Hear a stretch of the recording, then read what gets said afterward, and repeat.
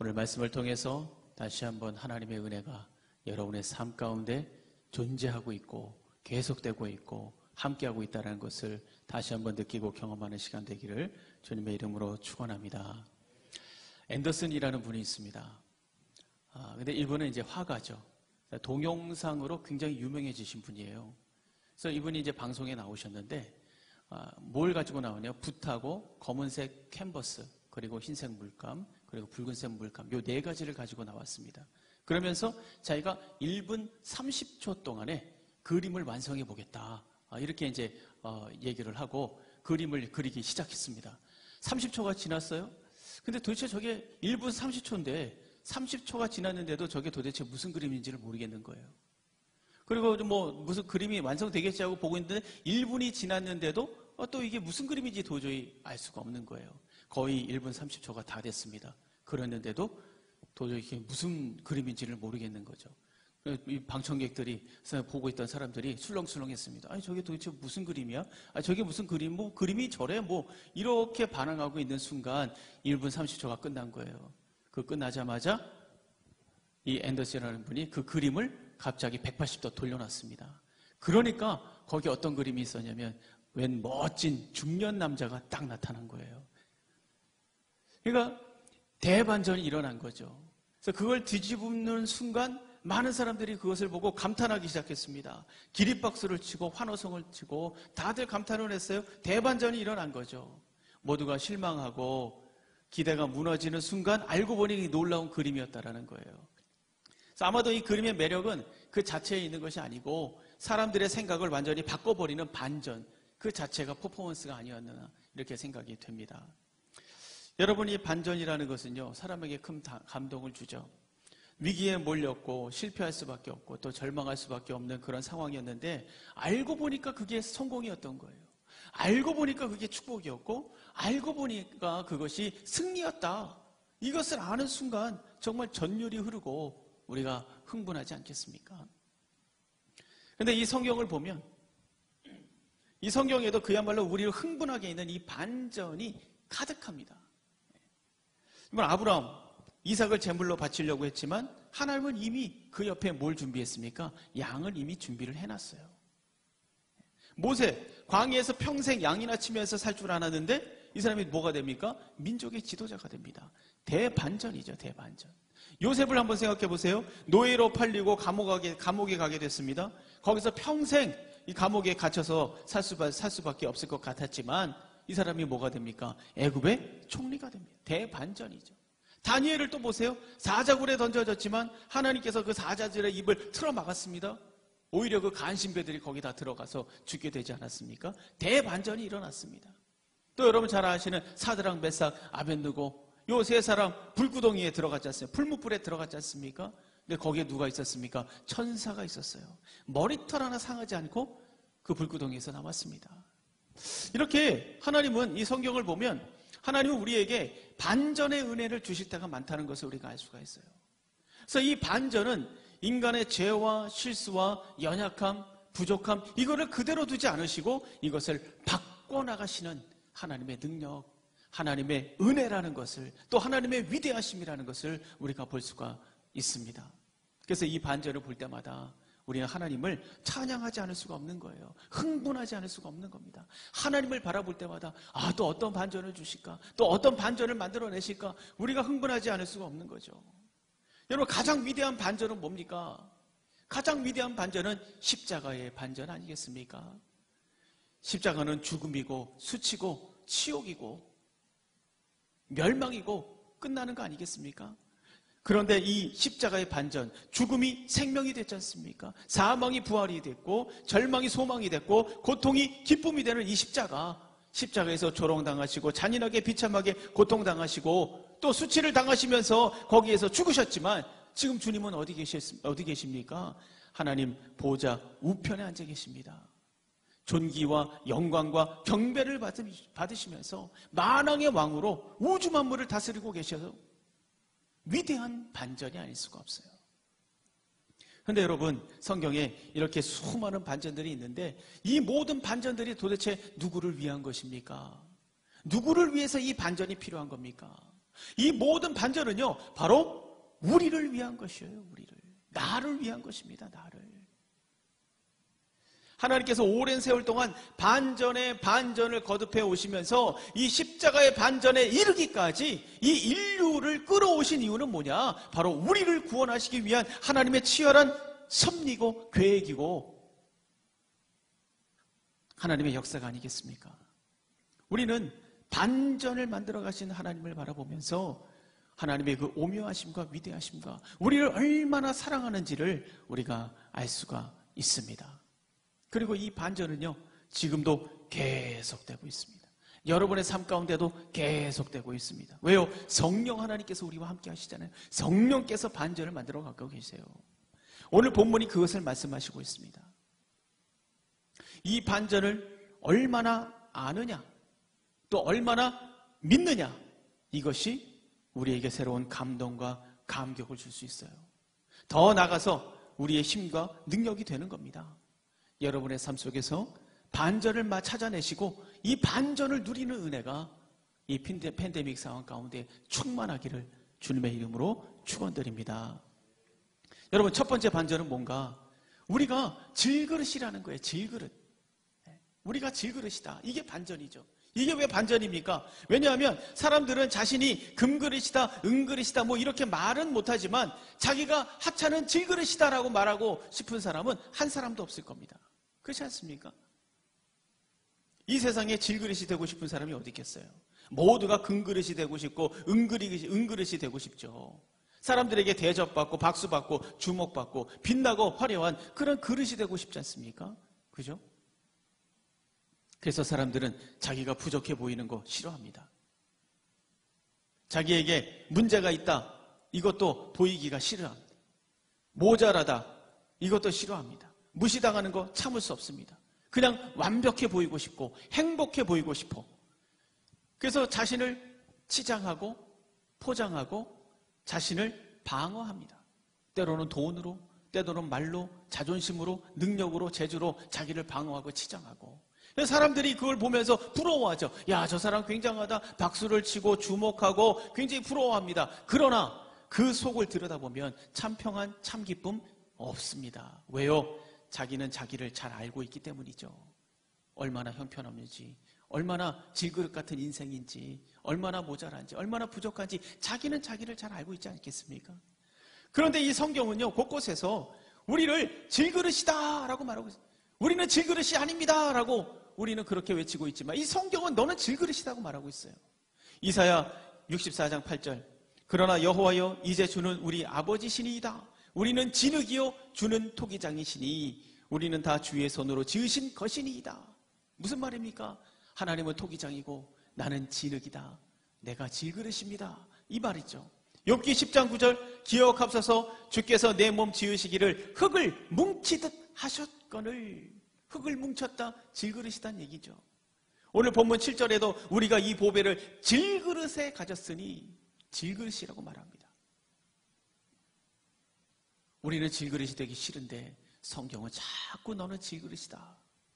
여러분, 질그릇은 깨지고 싶고 금도 잘 가고 가치도 없고 대접도 못 받는 그릇입니다. 투박하고 흠도 많고 아무데나 쓰이는 그릇이에요. 이런 질그릇이 바로 나의 모습이라고 인정하고 싶은 사람은 어디 있겠습니까? 그러나 여러분, 가만히 생각해 보세요. 정말 경험이 냉정하게 나 자신을 조망해 보면 우리는 이걸 부정할 수가 없어요. 실망스럽죠. 못마땅하죠. 연약하고 쉽게 상처받고 무기력하고 초라하고 어디로 가야 될지, 어떤 일을 해야 될지, 도대체 무엇부터 해야 될지 불안하고 두려웠고 이런 마음 가지고 우리가 살아가고 있지 않습니까?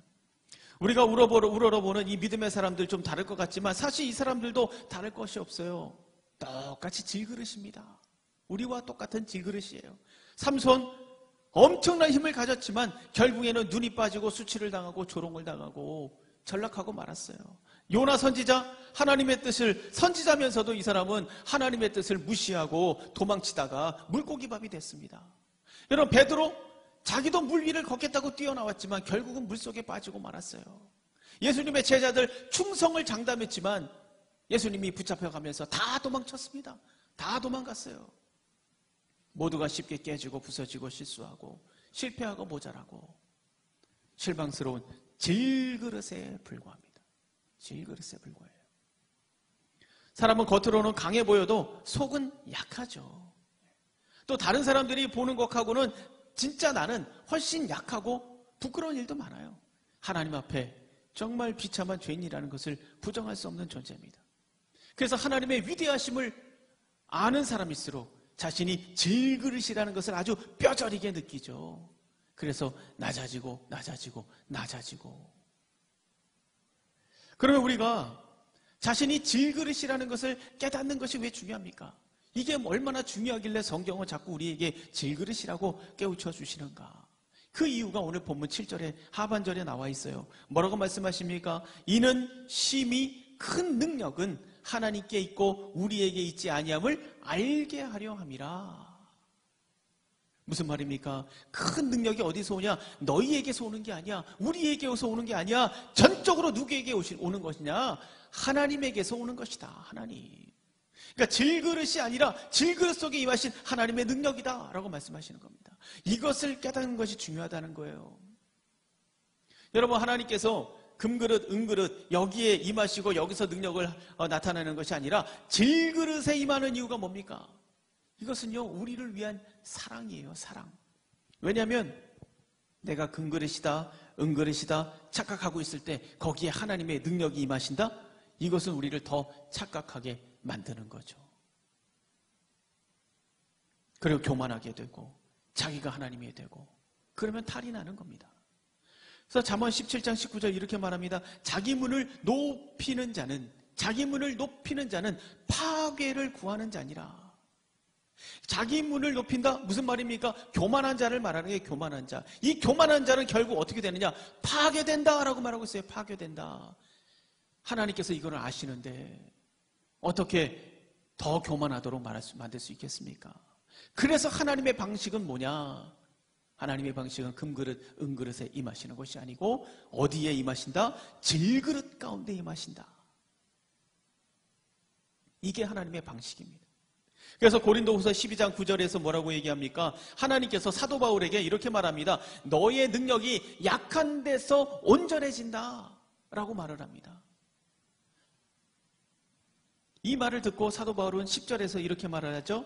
내가 그리스도를 위하여 약한 것들과 능력과 궁핍과 박해와 곤고를 기뻐하노니 이는 내가 약한 그때의 강함이라.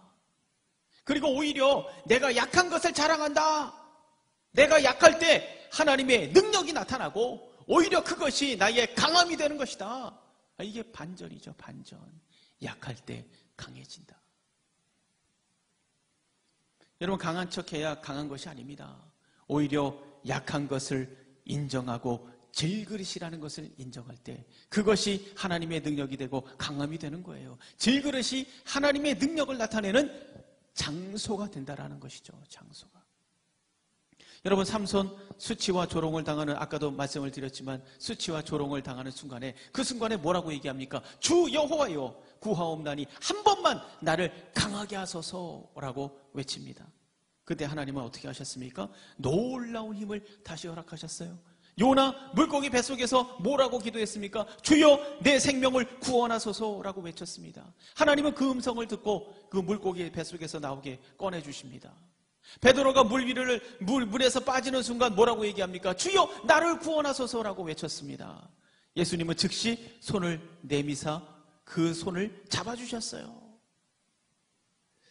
모두가 자신이 얼마나 약한 존재인지, 얼마나 질그릇 같은 인생인지 깨달았습니다. 그리고 그 순간 하나님을 찾았을 때 하나님은 거기에 임하셔서 자신의 능력을 나타내 주셨어요. 그것이 바로 그들의 강함이 되었습니다. 여러분, 자신이 질그릇이라는 것 오히려 감사하시기 바랍니다. 오히려 감사하세요. 내가 못난 사람 같은 이유, 내가 실패한 이유, 내가 아픈 이유, 내가 부족한 이유, 내가 이렇게 질그릇 같은 이유가 도대체 무슨 이유인가? 다른 거 아닙니다. 질그릇은 반전을 위한 하나님의 자원이에요. 하나님의 자원입니다. 하나님의 자원. 하나님의 능력을 나타내기 위한 자원입니다. 자원. 여러분 모두가 하나님의 자원이라는 것을 믿으시기를 바랍니다. 질그릇 같은 나를 통해서 하나님의 영광이 나타날 줄로 믿습니다. 질그릇 같은 나를 통해서 도시와 나라와 민족이 살아나고, 질그릇 같은 나를 통해서 한국교회가 살아나고 세계 열방이 살아나고 하나님의 역사가 일어난다는 거죠. 질그릇 같은 나를 통해서 인생 곳곳에 하나님의 능력이 나타날 줄로 믿습니다. 우리 한번 따라해 봅시다. 나는 하나님의 자원입니다. 우리 영상을 보고 있는 우리 가족들도 다 같이 한번 따라해 주시기 바랍니다. 나는 하나님의 자원입니다. 내가 질그릇이면 질그릇일수록 하나님은 나를 들어 쓰실 준비가 된 거예요. 내가 질그릇이라는 것만 인정하면 됩니다. 두 번째 반전은 뭐냐? 그 질그릇 안에 보배가 들었다는 겁니다. 질그릇이 질그릇으로 끝나는 게 아니에요. 두 번째 반전이죠. 그 질그릇으로 끝나는 줄 알았더니 그게 아니에요. 그 속에 보배가 들었다. 여러분, 우리는 질그릇입니다. 그런데 하나님은 이상하게도 우리에게 좀 금그릇이 좀 되라 라고 말씀하시지 않습니다. 금그릇이 안 되면 좀 은이라도 좀 되라 라고 말씀하시지 않습니다. 그대로 우리에게 너는 보배롭고 존귀하고 난 널 사랑한다, 변함없이 우리에게 말씀해 주시고 있지 않습니까? 우리가 질그릇이라는 것을 아시면서도 별로 그것을 심각하게 생각하지 않습니다. 스트레스 주지 않아요. 우리가 질그릇이라는 사실 때문에 스트레스 받잖아요. 그것 때문에 낙심하고 힘들어하고 절망하고 괴로워하지 않습니까? 하나님은 그런데 그것을 문제 삼지 않습니다. 왜 그럴까요? 왜 그걸 문제 삼지 않습니까? 중요한 건 뭐냐? 그 질그릇이 아니라는 거예요. 그 질그릇이 아니라 그 질그릇 속에 무엇이 담겨져 있는가? 요게 중요한 겁니다. 요게 무엇이 담겨져 있는가? 여러분, 그릇은요, 거기에 무엇이 담겨져 있는가에 따라서 완전히 달라집니다. 그 가치가 완전히 달라져요. 아주 비싸고 화려한 그릇이라고 해도 그 속에 냄새나는 쓰레기가 가득하다. 그럼 그건 쓰레기통이에요. 그러나 질그릇이지만, 보잘것없는 질그릇이지만 그 속에 빛나는 보석이 있다? 빛나는 보배가 있다? 그러면 그 질그릇은 뭐가 되는 겁니까? 보석함이 되는 거예요. 보배함이 되는 겁니다. 가치가 완전히 달라지는 것이죠. 그러니까 무엇이 들어있느냐에 따라서 그릇의 가치가 결정이 되는 거예요. 그런데 7절을 보십시오. 7절 초반절에 뭐라고 얘기합니까? 우리가 이 보배를 질그릇에 가졌으니 라고 하는, 우리가 보배를 가졌다라고 말씀하고 있어요. 이 보배는 뭘 말합니까? 예수 그리스도를 말합니다. 여러분, 이것은 질그릇의 반전이죠. 우리에게 반전이 있다는 것을 여러분 믿으시길 바랍니다. 우리가 질그릇의 가치로 끝나는 것이 아니고 그 질그릇 안에 예수 그리스도가 계신 거예요. 우리의 가치는 무슨 가치입니까? 예수 그리스도의 가치입니다. 여러분, 한 분 한 분의 가치는 예수 그리스도의 가치예요. 처음에 말씀드렸던 그 그림 180도 돌리기 전까지는요, 사람들이 실망스러웠어요. 저게 무슨 그림이냐, 이해하지 못했습니다. 그러나 그 그림을 180도 거꾸로 돌려버리니까 모두가 박수를 치고 환호성을 지르고 대단하다고 난리가 났습니다. 그림이 달라진 게 아니에요. 위치만 바뀌었습니다. 그림은 그대로였어요. 우리에게 일어난 반전은요, 위치가 달라진 정도가 아니고 이거는 비교할 수가 없는 거예요. 우리의 반전은 이 만왕의 왕이시고 우주 만물을 다스리시고 천군 천사를 호령하시는 주 예수 그리스도께서 우리 안에 오셨다라는 겁니다. 질그릇 같은 나의 속에 오셨다라는 거예요. 이런 대반전의 은혜가 우리에게 있다라는 거 여러분 믿으시기를 바랍니다. 믿으시기를 바랍니다. 이런 놀라운 반전이 우리에게 있는데도 그 그림을 보고 있었던 사람들처럼 실망하고 박수를 치지 못하고 환호성을 지르지 못하고 대단하다고 찬양하지 못하고 저게 무슨 그림이냐고, 저게 무슨 실력이냐고 그렇게 하는 이유는 뭡니까? 겉모습만 보기 때문에, 질그릇만 보기 때문이에요. 자기 생각에 빠져있기 때문입니다. 보이는 대로만 보기 때문입니다. 그래서 그림을 돌려볼 생각을 하지 않는 거예요. 돌려볼 생각을. 반전을 알지 못합니다. 그러나 사도 바울은 오늘 확실하게 말하고 있어요. 그림을 돌려주고 있습니다. 우리의 인생 그림을 돌려주고 있습니다. 뭐라고 돌려주고 있습니까? 우리가 보배를 가졌다. 우리가 보배를 가졌다. 죽을 수밖에 없는 우리에게 날마다 조금씩 죽어가고 늙어가고 약해져가고 있는 우리에게 대반전이 일어나는 거예요. 영생과 소생과 새힘과 부활과 승리의 대반전이 일어나는 겁니다. 이것을 믿음으로 볼 수 있다면 우리가 박수를 치지 않고 배길 수가 있겠습니까? 찬양을 하고 환호성을 지를 수밖에 없습니다. 내 안에 예수님이 계시되, 내 안에 보배가 계시되, 나는 질그릇인데 주님이 계시되, 여러분 환호성을 지를 수밖에 없는 거죠. 여러분 반전이 있다니까요. 여러분의 인생 그림을 돌려보셔야 된다니까요. 지금 사도 바울이 그걸 얘기하고 있습니다. 여러분 가운데 보배가 있습니다. 보배가. 반전입니다. 반전. 우리의 보배 되시는 예수님은 어떤 분이십니까? 예수님은 모든 악한 영들의 권세를 깨뜨리고 죽음의 권세를 깨뜨렸습니다. 더 이상 그 어떤 악한 세력도 우리를 절망하게 만들 수 없고, 낙담하게 만들 수 없고, 실망스럽게 만들 수 없고, 사망하게 만들 수 없습니다. 그것이 바로 예수 그리스도의 십자가에서 일어난 사건이에요. 주님은 십자가에서 비참하게 죽었지만 그 죽음을 깨뜨리고 부활하셨고 살아나셨습니다. 이게 의미하는 게 뭡니까? 그 어떤 악한 공격도 이제 소용이 없다는 거예요. 나를 죽이고 죽여도 나는 다시 살아난다. 나를 밟고 밟아도 소망은 있다. 이것이 십자가의 능력이고 복음의 능력입니다. 여러분 이게 남 얘기입니까? 남 얘기 아니에요. 이거 바로 우리의 얘기입니다. 여러분의 얘기예요. 다른 사람 때문에 십자가에 죽은 게 아닙니다. 나를 위해서, 나를 위해 부활하신 겁니다. 나를 위해 죽으시고 부활하신 거예요. 이것은 남 얘기가 아니고 바로 나의 얘기예요. 십자가의 능력이 나의 능력이 되었습니다. 그래서 8절부터 말씀하십니다. 우격삼을 당해도 쌓이지 않는다. 8절을 한번 보세요. 답답한 일을 당하여도 낙심하지 않는다. 박해를 받아도 버려지지 않는다. 거꾸러뜨림을 당하여도 망하지 않는다. 왜? 나는 별것 아니지만 내 안에 있는 이 복음의 능력, 십자가의 능력이 살아있기 때문이다. 나를 붙들어 주고 있기 때문이다. 지금 이것을 우리에게 강력하게 말씀하시고 있는 거 아니겠습니까? 이것은 세상을 보는 프레임이 달라지는 거예요. 세상이 보는 틀. 전에는 보잘것없는 질그릇이다, 난 질그릇이다, 이런 프레임을 가지고 생각하고 판단하고 결정했습니다. 그래서 질그릇 같은 판단과 선택이 나의 삶을 끌어갔어요.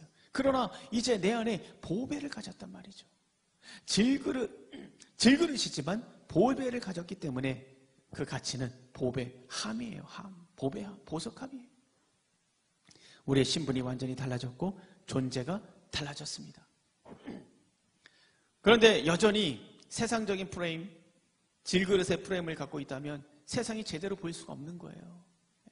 우리는 하나님의 백성에게 맞는 이 프레임으로 바꿔야 됩니다. 이제 모든 판단과 생각을 보배함의 프레임을 가지고 살아가야 되는 것이죠. 여러분 다윗 생각해 보세요. 골리앗 앞에서 뭐라고 얘기합니까? 사무엘상 17장 45절 너는 칼과 창과 단창으로 내게 나아오거니와 나는 만군의 여호와의 이름 내가 곧 내가 모욕하는 이스라엘 군대의 하나님의 이름으로 내가 나아간다라고 말하고 있지 않습니까? 생각해 보세요. 한낱 양치기에 불과했던 소년이 어떻게 전쟁의 달인 앞에서 이런 말을 할 수가 있습니까? 다른 거 아닙니다. 다윗의 프레임이 어떤 프레임이에요? 보배함의 프레임이에요. 내 안에 전능하신 하나님이 계시다. 이런 프레임을 가지고 가니까 그런 말을 할 수 있는 거죠. 사드락 메삭 아벳느고 맹렬히 타는 풀무불 앞에서 이렇게 얘기합니다. 다니엘 3장 18절 그렇게 하지 아니하실지라도 왕이여 우리가 왕의 신들을 섬기지도 아니하고 왕이 세우신 금신상에게 절하지도 아니하겠습니다 라고 말합니다.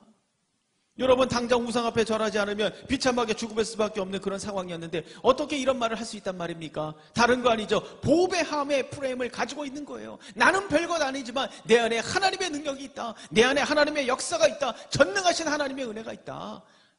이게 있는 거죠. 그래서 고린도서 10장 5절 이렇게 말씀하십니다. 하나님 아는 것을 대적하여 높아진 것을 다 무너뜨리고 모든 생각을 사로잡아 그리스도에게 복종하게 하니.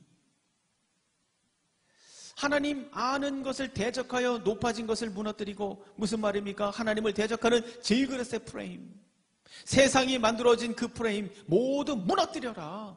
깨뜨려 버려라. 그리고 어떻게 하라는 겁니까? 모든 생각을 사로잡아서 그리스도에게 복종시켜라 라고 말씀하시고 있어요. 내 안에 왔다 갔다 하는 모든 생각들 주님께서 만들어주신 프레임에 복종시키라는 거죠. 그러면 뭐가 보이는 겁니까? 반전이 보인다. 반전을 보는 사람은 이 세상이 감당할 수 없는 사람이 되지 않겠습니까? 여러분 물이 반 정도 남은 컵을 보면서 사람마다 보는 관점이 다 다릅니다. 어떤 사람은 야, 물이 반이나 남았네 라고 얘기를 하는 반면에 또 어떤 사람은 아니 반밖에 안 남았네 이렇게 생각하는 사람이 있습니다. 같은 컵을 보면서도 다른 해석을 하는 이유가 뭡니까? 그 사람의 생각의 틀, 생각의 프레임이 다르기 때문이에요. 이제 우리가 이 질그릇의 프레임을 버려야 됩니다. 여러분 안에 예수 그리스도의 프레임을 가지시기를 바랍니다. 왜냐하면 여러분 안에는 주님이 계시기 때문에 여러분에는 보배함이 보배함. 하나님이 말씀하시는 가치관과 해석과 비전을 가지고 세상을 바라볼 때 놀라운 반전이 보이는 거예요. 그 반전으로 새로운 인생을 열어가는 저와 여러분이 되기를 주님의 이름으로 축원합니다. 세 번째 반전이 있습니다. 마지막 세 번째 반전은 뭐냐? 질그릇은 깨지고 부서져야 됩니다. 아니 도대체 질그릇 했는데 그게 또 깨지고 부서져야 된다? 세 번째 반전이에요. 우리 은연중에 예수를 믿으면 기적 같은 일들이 일어나야 된다라는 그런 생각을 하는 경향이 있습니다. 그래서 예수를 믿었더니 아이고 사업이 대박이 났어. 예수를 믿었더니 아이들이 좋은 대학에 갔어. 예수를 믿었더니 아파트를 샀는데 2배가 뛰었어. 이런 기적이 일어날 거라는 걸 일어나야 된다고 이렇게 기대를 하지 않습니까? 질그릇이 하루아침에 은그릇이 되고 은그릇이 조금 노력했더니 금그릇이 되었더라. 뭔가 더 풍요로워지고 부유해지고 정말 예수 믿으면 놀라운 일이 일어나는구나. 열심히 믿었더니 이런 대박이 터지네. 여러분 이런 일들을 우리 기대하지 않습니까? 그런데 성경은 이상하게도 뭐라고 얘기합니까? 질그릇이 깨져야 된다. 질그릇이 부서져야 된다 라고 말씀합니다. 이거 정말 반전이 아닐 수가 없는 거죠. 10절 보겠습니다. 10절 보세요. 뭐라고 얘기합니까? 우리가 항상 예수의 죽음을 몸에 짊어짐은 예수의 생명이 또한 우리 몸에 나타나게 하려 함이라. 예수님의 죽음을 몸에 짊어졌다. 이 무슨 말입니까? 예수님의 고난과 역경과 시련을 따라간다는 거예요. 예수님은 하나님의 뜻을 이루기 위해서, 우리를 살리기 위해서, 또 우리에게 새 생명을 주시기 위해서 자신을 내어주셨습니다. 십자가에서 자신을 찢으셨어요. 십자가에서 자신을 깨뜨렸습니다. 십자가에서 자신을 무너뜨렸습니다. 모든 것이 다 끝나버린 것 같았어요. 실패처럼 보였습니다. 그러나 바로 그때 하나님의 놀라운 영광과 능력이 드러나기 시작했습니다. 부활이 임했습니다. 새 생명의 구원의 역사가 임했습니다. 낙담과 절망과 좌절과 죽음을 물리치고 전 인류가 소망을 갖게 되었어요. 미래를 갖게 되었습니다. 예수님이 깨지는 순간 하나님의 영광이 드러난 거예요. 영광이. 여러분 마찬가지예요. 하나님은 우리를 통해서 예수의 생명이 드러나기를 원하십니다. 왜냐하면 그것이 나를 살릴 뿐만 아니라 우리 모두를 살리는 길이기 때문이죠. 그런데 나의 이 질그릇을 깨뜨리지 않으면, 내 안에 계시는 생명, 이 예수의 생명이 드러날 수가 없어요. 예수의 생명을 드러내기 위해서는 나를 깨뜨리고 나를 부수고 허물어뜨리고 버릴 수 있어야 됩니다. 내가 나를 깨뜨리는 만큼 예수의 능력이 나타나고 예수의 생명이 역사하는 것이 아니겠습니까? 11절을 보세요. 거기도 비슷한 말씀을 하십니다. 우리 살아있는 자가 항상 예수를 위하여 죽음에 넘겨짐은, 예수의 생명이 또한 우리 죽을 육체에 나타나게 하려 함이라. 예수를 위하여 죽음에 넘겨진다. 이 말씀도 마찬가지죠. 내가 예수 그리스도의 이름을 위해서 죽어질 때 예수의 생명이 나를 통해 나타나는 거예요. 그래서 누가복음 9장 23절 말씀하시지 않습니까? 아무든지 나를 따라오려거든 자기를 부인하고 날마다 제 십자가를 지고 나를 따를 것이니라 라고 말씀하고 있습니다. 십자가가 없는 사람이 어디 있겠습니까? 인생에 고난이 있고 어려움이 있고 괴로움이 있고 다 그렇지 않습니까? 건강이 좋지 않아서 괴로울 수 있고 가난에 눌려서 전전긍긍하면서 살아가고 가정의 불화가 끊이지 않고 자녀에게 문제가 있고 인생의 짐이 너무 무거워서 힘겨운 삶을 사는 분들, 자기 십자가가 없는 사람들이 어디 있겠습니까? 우리 앞에 수많은 십자가들이 놓여 있습니다. 그런데 이 십자가에 대한 태도는 여러 가지예요. 여러 가지입니다. 십자가를 억지로 짊어지고 가는 사람이 있습니다. 또 원망과 불평으로 짊어지고 가는 사람이 있습니다. 또 십자가가 싫어서 그냥 도망가 버리는 사람도 있습니다. 아니면 거부하고 거절하는 사람이 있습니다. 아니면 그거 내 십자가 아닙니다라고 부인해 버리는 사람도 있습니다. 그러나 주님은 말씀하십니다. 자기를 버리고 너희의 십자가를 짊어져라. 다시 말하면 자기를 깨뜨리고 부서뜨리고 자기 십자가를 지고 나를 따르라. 그 다음 말씀이 뭔지 아십니까? 누가복음 9장 24절. 그렇게 되면 어떻게 되는가? 누구든지 제 목숨을 고나가자 하면 잃을 것이요, 누구든지 나를 위하여 제 목숨을 잃으면 구원하리라 라고 말씀하고 있습니다. 나를 위하여 자기 목숨을 잃으면 구원하리라. 주님을 위해 자신을 깨뜨릴 때 예수 그리스도의 능력이 나타나고 생명이 나타난다. 이것이 바로 나를 살리고 가정을 살리고 도시를 살리고 이 세상을 살리는 하나님의 방법입니다. 말씀을 맺습니다. 우리가 모두 지치고 힘든 시간을 보내고 있지만 하나님은 지금 우리를 위해서 반전을 준비하고 있습니다. 여러분 믿으십니까? 여러분 믿으십니까? 반전을 준비하고 계세요. 반전을. 이게 하나님의 방식이거든요. 사실 이미 우리는 하나님의 반전을 경험하고 있습니다.